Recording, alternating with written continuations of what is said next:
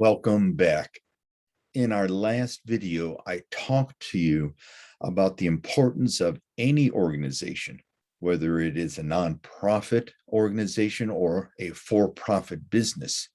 Any organization that exists and lives and transforms should have some kind of formalized mission statement. Hopefully that made some sense to you.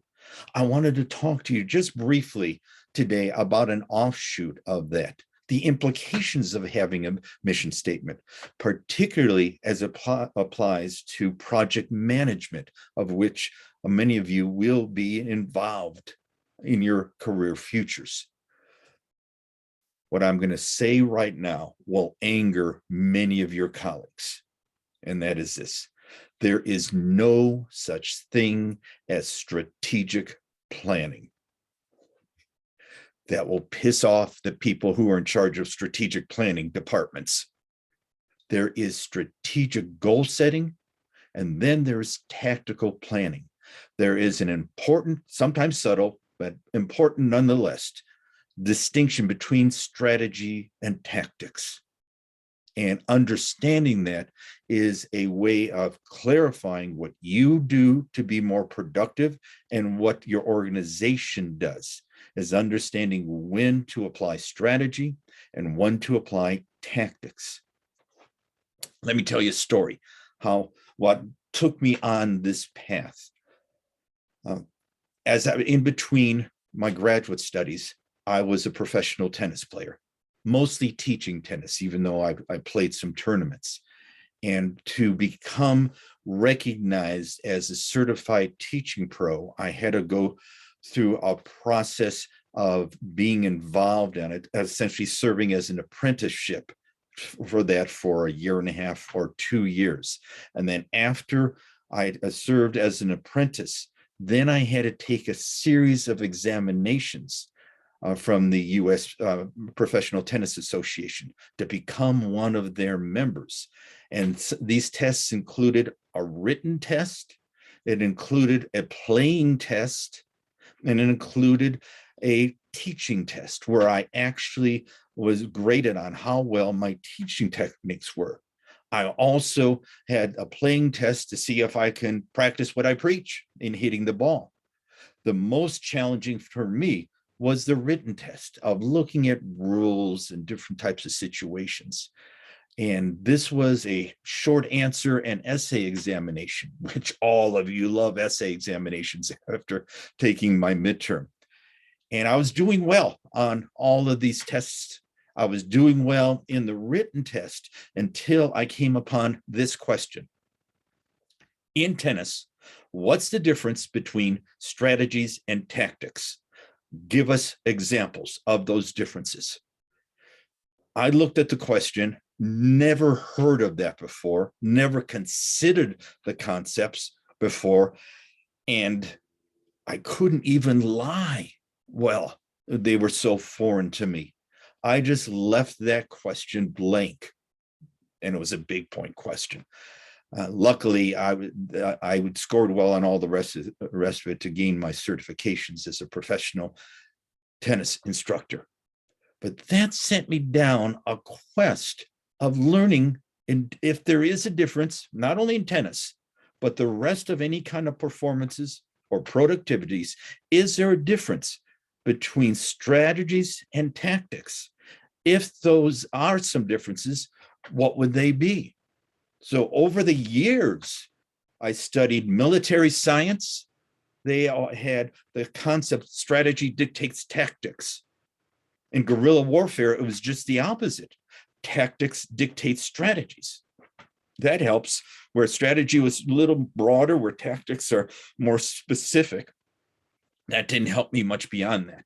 I looked at business management, who looked at how to become more strategic, how to be more pinpointed in your tactics. Tactics also include, I found out, action steps. It's one thing to designate tactics. It's another thing to become even more specific and looking at action steps. That all helped. I looked at athletics and the performing arts, and then I studied some history. Those of you who have studied World War II history of our war in Europe, when we started doing bombing of Europe, remember what that was called? It was called originally carpet bombing, where we would lay down with our B-17s and B-24s a whole carpet of bombs. And what those generals back then called it was strategic bombing, which was just blanketing this as much as you can, thinking that sooner or later one bomb must hit a valuable target. Well, come across a new generation to our smart bombs of today, and those are called tactical bombing, more precision bombing through our drones or through our missiles. It's more of a pinpointed way. Okay, I started becoming more aware of those differences between strategies and tactics. From all of this research over the years, I've come up with some basic distinctions. Now, these distinctions will help you in your businesses to know when we're being strategic in our thinking and when are we doing tactical in our planning, in our action steps. Here are some of the major distinctions I've come upon. A strategy is a system, a whole big picture system that has different parts connected with it, where tactics are usually one impetus done in isolation. Strategies work in generalities, general approaches or philosophies, where tactics works on specifics, specific applications. Strategy has a long run emphasis. What kind of strategic position do we want to have in the marketplace or in the next year? Where tactics have a short run focus.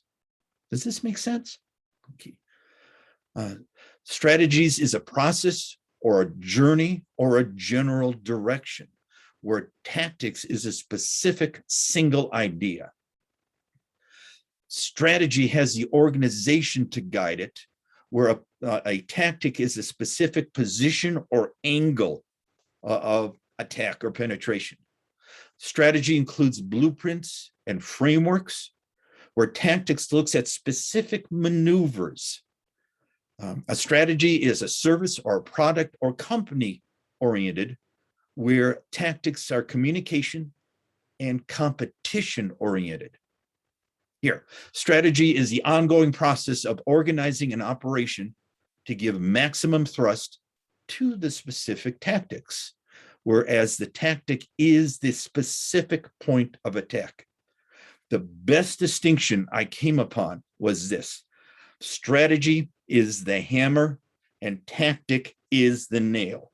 You need the force of the strategy to give force and impetus to the nail, but the nail is the specific point of attack. There are times to be strategic in our thinking, in our goal setting, and there are other times to be tactical in our specific applications, along with the action steps that spin off. Who does what with whom by when? Particularly in project management, you can't rest on just being strategic. You have to also integrate the tactical applications, the tactical planning of what we do, as well as the action steps. Together, strategies give us the force, the impetus in the big picture, whereas the tactics are the specific angle of attack or implementation of those things. For example, I used to do a lot of fishing at Pyramid Lake, a big natural lake, Native American property north and east of Reno. And the fishing there, especially during winter, is terrific.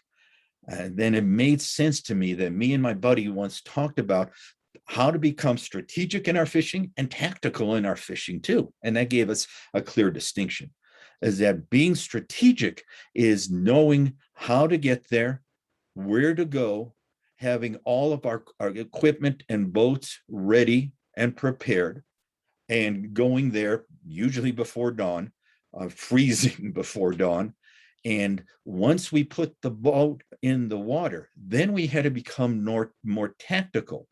Where to go, what kind of lures to use, what kind of casting and reeling tactics to use at that point of attack. So we need both to have the strategies so that we're put ourselves in a position that we can apply the specific tactics. Once you're aware of these key distinctions, you can integrate those with the action steps to become more and more precise in what you do. Less errors, less wasted efforts. So the next time you hear the misnomer strategic planning roll down on the ground in agony and pain, there is no such thing as strategic planning. There is strategic goal setting, big picture, and then there is also tactical planning. This may be a little too philosophical for some of you. And as you become clear on that, you can start becoming more efficient and effective individually and collectively with all of your implementations. Thank you. We shall see you next time.